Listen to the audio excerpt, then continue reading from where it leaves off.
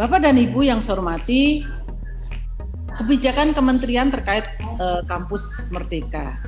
Kita mengenal ada 4 sebetulnya di dalam peraturan menteri yang terbit tahun 2020 ini. Di antaranya adalah pertama adalah pembukaan program studi baru sesuai dengan Permendikbud 7 2020. Kita mengetahui bahwa untuk program studi A yang sudah memiliki akreditasi unggul A atau B, kalau dia memiliki kerjasama dengan perguruan tinggi internasional yang top dunia, maka mereka prodi itu atau perguruan tinggi itu boleh membuka prodi sendiri. Jadi kementerian kalau selama ini program studi itu mengajukan melalui Silemkerma, maka kalau memang memiliki ada program studi yang akreditasinya A dan B dan memiliki kerjasama dengan universitas top dunia, ada pengakuan antar keduanya, maka perguruan tinggi itu boleh membuka prodi, tetapi nanti tinggal melaporkannya kepada kementerian. Ini adalah Permen 7 tahun 2020 dan juga kita juga mengenal tadi juga sudah disampaikan Permendikbud nomor 5 tahun 2020 terkait dengan akreditasi.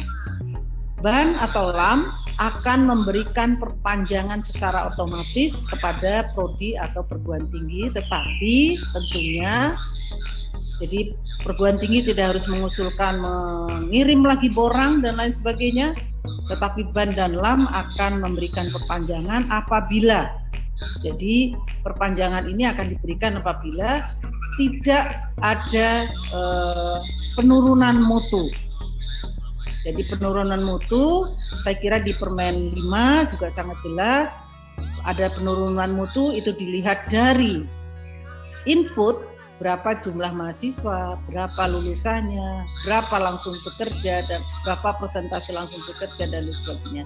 Dan juga tidak ada laporan dari masyarakat terkait dengan pelanggaran perundang-undangan. Jadi kalau memang itu tidak terjadi, maka BAN atau LAM akan otomatis memberikan perpanjangan akreditasi kepada prodi maupun perguruan tinggi, asal perguruan tinggi tidak akan menaikkan peringkatnya. Kalau mau menaikkan peringkatnya maka harus mengusulkan BAN.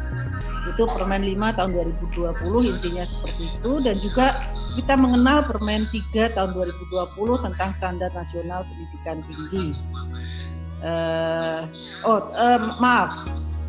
Terkait nomor 4 tahun 2020 terkait dengan kesempatan kepada perguruan tinggi, BLU dan juga Satker untuk segera juga bisa mengusulkan untuk menjadi perguruan tinggi BHMN. Saya kira itu untuk perguruan tinggi negeri. Dan yang keempat adalah Permendikbud nomor 3 tahun 2020, di mana di sini diatur betul bagaimana hak belajar 3 semester di luar program studi yang tadi juga sudah disampaikan. Jadi inilah yang akan kita sosialisasikan terkait dengan Merdeka Belajar. Ya, lanjut Mas. Ibu dan Bapak yang saya hormati, tentunya kampus Merdeka atau Merdeka Belajar yang 4 tadi, aturan tadi dimaknai, tetapi yang jelas memang di sini perguruan tinggi harus, ini wajib, jadi perguruan tinggi wajib memberikan hak kepada mahasiswa untuk secara sukarela. Jadi mahasiswa itu perguruan tingginya wajib, tapi mahasiswa boleh ambil atau tidak, yaitu dapat mengambil SKS di luar perguruan tinggi sebanyak 2 semester atau setara 40 SKS, dan juga ditambah lagi dapat mengambil SKS di prodi yang berbeda di perguruan tinggi yang sama sebanyak 1 semester atau setara dengan 20 SKS. Nanti tim ada Pak Alim, ada Pak Jarod akan menyampaikan best practice yang sudah dilakukan di IPB dan juga di UGM terkait dengan pelaksanaan Merdeka Belajar ini dan juga kegiatan lain. Dengan kata lain bahwa SKS yang wajib diambil di prodi asal itu hanya 5 semester atau dari total semester yang harus dijalankan. Jadi tidak berlaku tetapi ini memang tidak berlaku untuk prodi kesehatan. Prodi kesehatan yang dimaksud di sini memang kedokteran, karena memang kedokteran itu sudah memiliki kalau memang dia koas itu memang sudah di rumah sakit, tidak ada lagi pembelajaran di kampus dan lain sebagainya. Dan tentunya di dalam Permen 3 ini juga mengatur terkait dengan perubahan definisi atas SKS.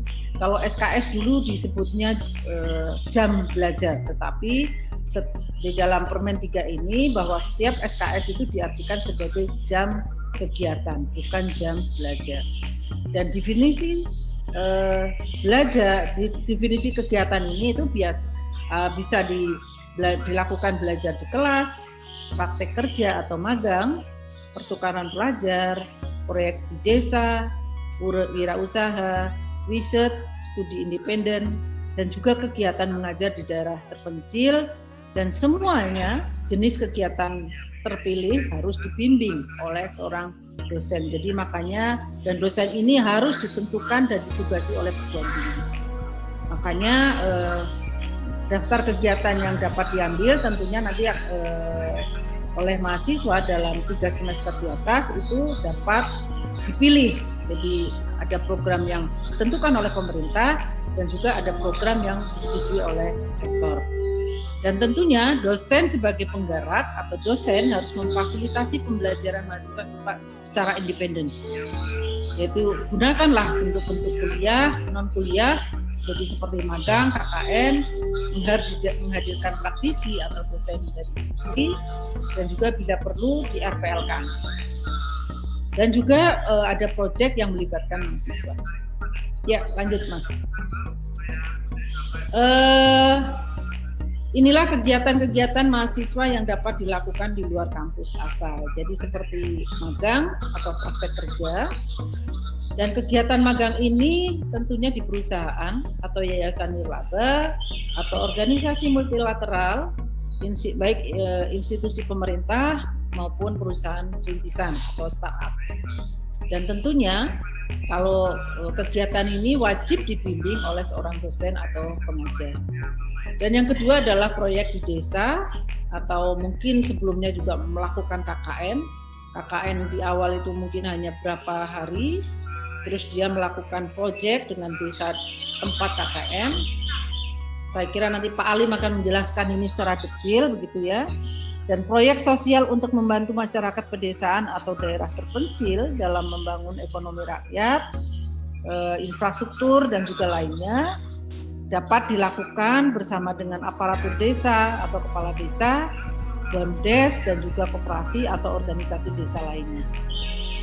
Yang ketiga adalah mengajar di sekolah, dan kegiatan mengajar di sekolah ini bisa sekolah dasar, menengah maupun atas selama beberapa bulan, dan sekolah dapat berada di lokasi kota maupun ke daerah terpencil. Dan program ini akan difasilitasi oleh Kemdikbud karena memang kita juga dalam satu rumah sekarang sudah Dikti masuk di Kemdikbud. Di bawah Dikti itu ada menengah sampai PAUD. Yang keempat adalah pertukaran pelajar, dan tentunya mengambil kelas atau semester di perguruan tinggi di luar negeri maupun di dalam negeri. Dan juga berdasarkan perjanjian kerjasama yang sudah diadakan oleh pemerintah. Jadi memang harus ada perjanjian kerjasama yang dilakukan oleh pemerintah. Tentunya karena ini pengennya nantinya kan ada saling pengakuan di dalam proses pertukaran pelajar ini. Dan tentunya nilai dan SKS yang diambil di PT luar akan disetarakan oleh masing-masing perguruan tinggi. Jadi inilah yang harus ada proses pengakuan antar perguruan tinggi dalam proses pembelajaran ini. Yang kelima adalah penelitian atau riset, yaitu kegiatan riset itu bisa dilakukan untuk bidang akademik, baik sains maupun sosial humaniora, yang dilakukan di bawah pengawasan dosen atau peneliti. Dan ini dapat dilakukan untuk lembaga riset seperti LIPI dan juga Ristek BRIN. Yang keenam adalah kegiatan wirausaha, yaitu mahasiswa boleh mengembangkan kegiatan kewirausahaan secara mandiri, dibuktikan dengan penjelasan atau proposal kegiatan kewirausahaan dan bukti transaksi konsumen atau slip gaji itu nanti dilampirkan di dalam proposal itu. Dan tentunya wajib dibimbing oleh seorang dosen dan pengajar. Dan untuk kegiatan kewirausahaan ini juga Direktorat Wilmawa menyediakan bantuan kepada mahasiswa yang akan melakukan kegiatan-kegiatan kewirausahaan ini. Yang ketujuh adalah studi atau proyek independen, dan tentunya ini digagas oleh mahasiswa, di mana mahasiswa dapat mengembangkan sebuah proyek berdasarkan topik sosial khusus dan juga dapat dikerjakan bersama-sama dengan mahasiswa lain. Dan tentunya memang proyek ini harus atau wajib dibimbing oleh seorang dosen atau pengajar. Yang kedelapan adalah proyek kemanusiaan, yaitu kegiatan sosial untuk sebuah yayasan atau organisasi kemanusiaan yang disetujui perguruan tinggi baik di dalam maupun di luar negeri. Jadi ini contoh yang sudah ada seperti PMI, Mercy Corps dan juga yang lain. Dengan yang menjadi catatan dari 8 kegiatan ini adalah semua kegiatan wajib dibimbing oleh seorang dosen atau pengajar. Jadi tidak dilepas, tidak merdeka selepas merdeka sebebas-bebasnya, tetapi tetap dengan bimbingan dari dosen dan pengajar. Dan kegiatan yang berada di luar perguruan tinggi asal, misalnya magang atau proyek desa, dapat diambil sebanyak 2 semester atau setara dengan 40 SKS. Tetapi tadi tetap ada pengawasan dari dosen dan inspektur. Bapak dan Ibu yang saya hormati, jadi tadi memang merdeka belajar, tetapi tetap bagaimana simulasi proses dalam merdeka belajar. Jadi begini, mahasiswa tentunya harus mendaftar magang, memilih mata kuliah atau pada sistem KRS yang bisa diambil di luar PT atau magang atau di luar prodi. Selanjutnya mahasiswa akan mengikuti seleksi tentunya, baik itu secara administratif maupun akademik sesuai dengan mekanisme perusahaan atau perguruan tinggi lain. Dan apabila mahasiswa lulus seleksi, maka yang lulus seleksi yang dilakukan oleh perguruan tinggi atau perguruan tinggi lain, maka mahasiswa akan melakukan magang atau kuliah di perguruan tinggi lain atau prodi lain. Proses penilaian oleh dosen pembimbing bersama dengan pembimbing industri, dosen dari PT penerima dan juga dari prodi penerima. Jadi proses akan dilakukan, penilaiannya akan dilakukan bersama tadi.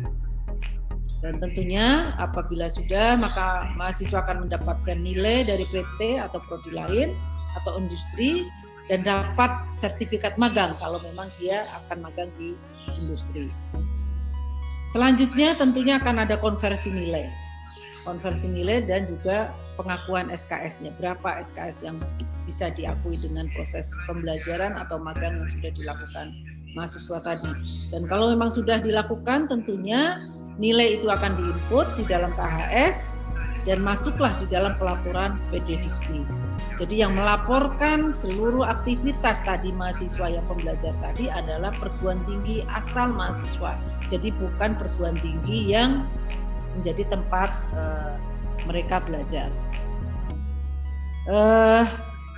Bagaimana merdeka belajar semasa pandemi? Jadi saya kira tadi Pak Dasi menyampaikan masa pandemi ini menjadi kendala dalam pelaksanaan implementasi kebijakan merdeka belajar. Tetapi sebetulnya pembelajaran di rumah selama pandemi juga dapat diwujudkan di dalam pembelajaran daring dari kampus sendiri maupun dari kampus lain, atau proyek mandiri dengan pengembangan alat kesehatan, kajian pandemik, kajian respon sosial ekonomi, dan juga menjadi relawan, program relawan kemanusiaan atau penelitian bersama dosen atau peneliti. Jadi ini bisa dilakukan pada masa pandemi ini. Ya, lanjut Mas.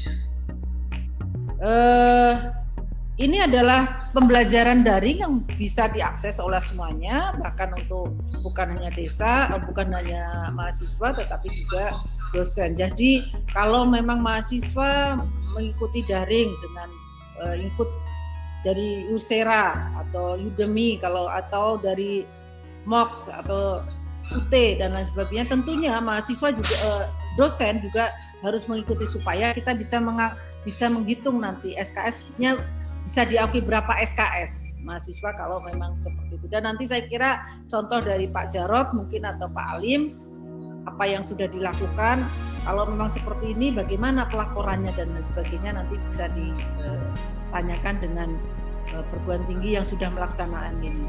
Dan juga Sepada Indonesia juga sudah menyediakan berbagai modul kuliah yang bisa diakses oleh mahasiswa dan juga dosen. Ini adalah program kemanusiaan yang sudah juga dilakukan selama masa pandemi ini, yaitu mahasiswa relawan kesehatan, mahasiswa relawan teknik, mahasiswa relawan sosial, kegiatan-kegiatan kemanusiaan, dan juga KKN masa pandemi. Ini program kemanusiaan yang mungkin pada masa pandemi ini. Ini adalah salah satu Merdeka Belajar masa pandemi, di mana mahasiswa menjadi relawan dalam mahasiswa kesehatan. Kita melaksanakan, jadi Kemdikbud membuka ini.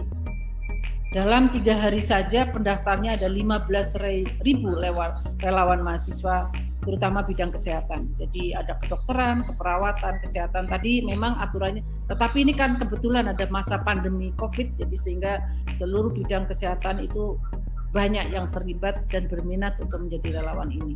Dan sudah dilakukan pelatihan berbasis daring selama 3 hari dari WHO, Kemenkes, dan juga Ikatan Dokter Spesialis.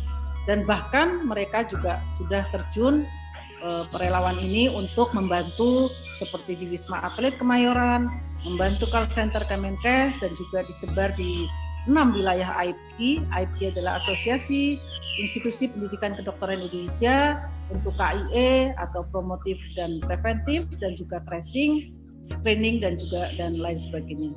Dan kegiatan relawan ini dihargai SKS-nya oleh perguruan tinggi. Jadi ini salah satu program yang memang sudah berjalan. Yang lain adalah ada relawan PKM penelitian atau proyek mandiri yang dibimbing oleh dosen. Jadi relawan perang melawan pandemi COVID, ribuan mahasiswa melakukan kegiatan relawan COVID-19, mendesinfeksi fasilitas umum seperti rumah sakit, tempat ibadah, sekolah, pasar, dan juga terminal, membuat disinfektan,